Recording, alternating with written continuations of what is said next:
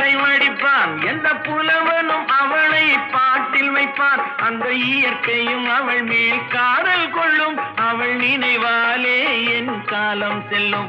நான் பார்த்ததிலே அவள் ஒருத்தியை தான் நல்ல அழகி என்பேன், நல்ல அழகி என்பேன்.